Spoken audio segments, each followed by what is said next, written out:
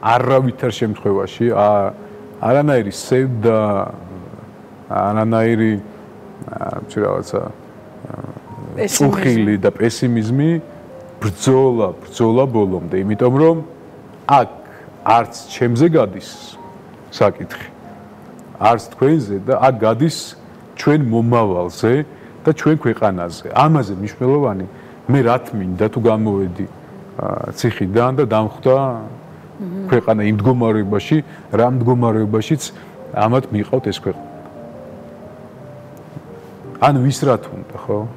ჩვენ ნახეთ ხალი რომელმაც რამის 40 დღე იშიმშილა და ესე დემონსტრაციულად მის მკვლელობაზე იყვნენ წასულები. როგორ შემიძლია მე დღეს ვიწუწუნო რამეზე?